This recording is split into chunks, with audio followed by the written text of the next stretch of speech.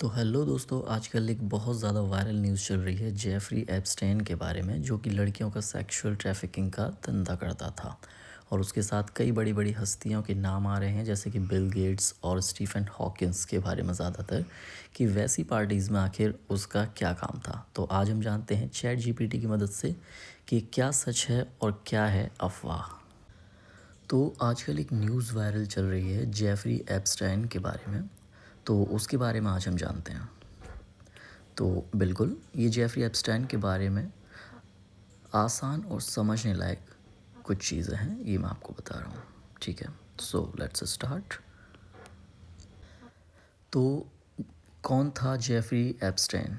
Jeffrey एप्स्टाइन एक wealthy American financial rich businessman था, जो बच्चों का सेक्सुअल अब्यूज़ और ट्रैफिकिंग रैकेट चला रहा था। उस पर एक्यूजेशंस और चार्जेस 2000 से चल रहे थे, और 2019 में जब उसे सेक्स ट्रैफिकिंग के लिए अरेस्ट किया गया, तब वो जेल में ही मर गया, यानी कि उसने जेल में ही सुसाइड कर लिया था।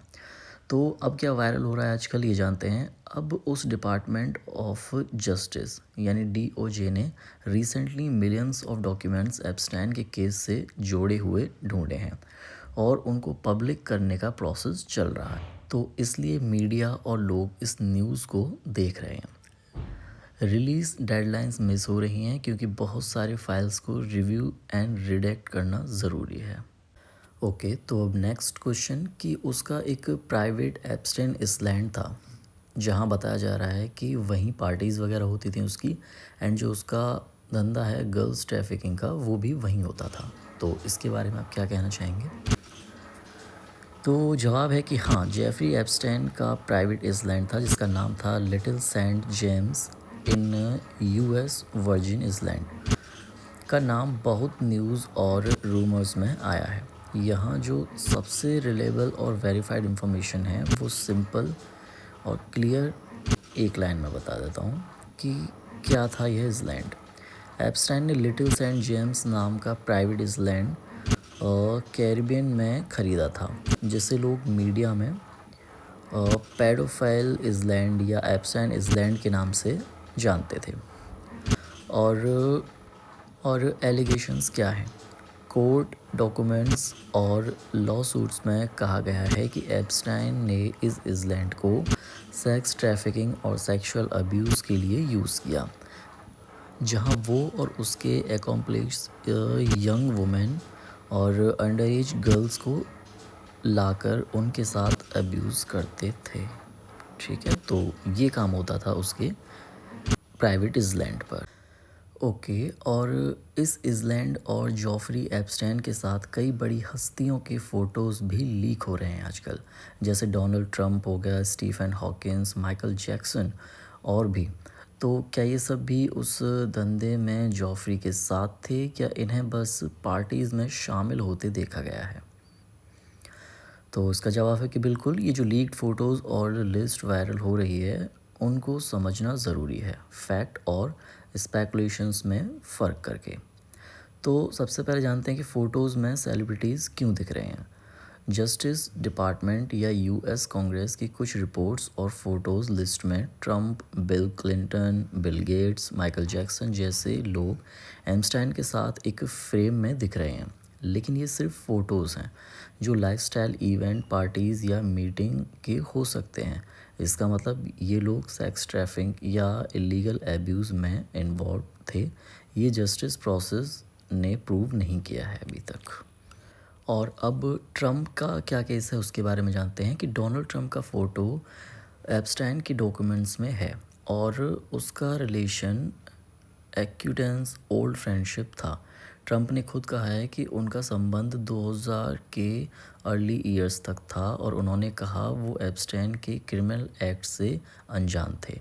डीओजे ने कहा है कि ट्रंप पर किसी क्राइम के चार्जेस नहीं हैं। अब जानते हैं कि स्टीफन हॉकिंस, माइकल जैक्सन जैसे नेम्स की क्या क्लेम है। तो अभी जो वायरल फ़ोटोज़ या लिस्ट सर्कुलेट हो रहे हैं, उनमें बहुत सारी फेक या मिसलीडिंग इमेज भी बनाई गई हैं। जैसे कि हॉकिंस, ये ज़रूरी ये नहीं है कि ये ऑथेंटिक हों।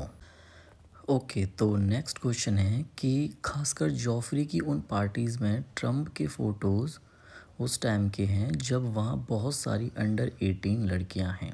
ट्रम्प उन्हें किस कर रहे हैं, अपनी गोद में बिठा रहे हैं। ये सब झूठ तो नहीं हो सकता, या तुम और गवर्नमेंट उसे बचाने के लिए बयान नहीं दे पा रहे हो उसके बारे में? क्यों चैटजीपीटी? तो इस पर जवाब है कि अभी तक कोई रिलायबल वेरीफाइड एविडेंस नहीं मिला है जिनमें डोनाल्ड ट्रंप को जॉफरी एप्स्टाइन के पार्टीज़ में अंडर 18 लड़कियों के साथ इलीगल सेक्सुअल एक्ट्स करते हुए दिखाया गया हो।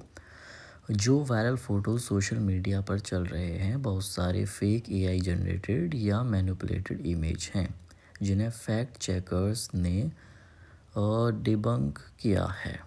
ओके, तो अब जानते हैं रियल वर्सेस फेक। तो ट्रंप और एप्स्टाइन दोनों एक ही तस्वीर में देखे गए हैं।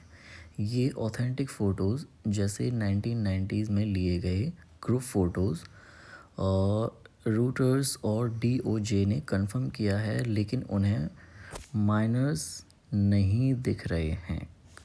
कोई इलीगल एक्ट साबित नहीं हुआ इस पर। और अब क्या गलत है, ये है कि फ़ोटोज़ जो दिखाए जा रहे हैं ट्रंप को अंडर 8 गर्ल्स के साथ, अंडर 18, उनका डिजिटल फॉरेंसिक ने एआई यानी एआई से बनी हुई इमेज पाया गया है, उन्हें फेक इमेज बताया गया है। अच्छा जी। ओके, तो अब ये बताओ, जब इन फ़ोटोज़ का कोई मतलब ही नहीं है, कोई इनसे अरेस्ट नहीं होने वाला, मेन जो आरोपी था वो मर चुका है, तो फिर डीओजे इस केस से जुड़े डॉक्यूमेंट्स या फ़ोटोज़ पब्लिक करके अब क्या करेगा, या उन्हें पब्लिक क्यों कर रहा है? तो इसका जवाब है कि डीओजे डॉक्यूमेंट्स इसलिए पब्लिक कर रहा है ताकि केस की ट्रांसपेरेंसी रहे, विक्टिम्स को जस्टिस का रिकॉर्ड मिले और फ्यूचर में ऐसे क्राइम को छुपाया ना जा सके। इससे किसी नए को तुरंत अरेस्ट करना ज़रूरी नहीं है, पर पावरफुल लोगों पर प्रेशर, सिस्टम की अकाउंटेबिलिटी और हिस्ट्री का क्लियर ऑफिशियल रिकॉर्ड बनता है। ये प्रोसेस विक्टिम्स के लिए क्लोज़र और सोसाइटी के लिए वार्निंग एग्जाम्पल बनेगा मेरे दोस्त। तो ये थी हमारी आज की जेफरी एप्स्टाइन के बारे में पूरी कहानी। क्या सच है, क्या रूमर्स हैं, ये आप कमेंट करके ज़रूर बताइएगा।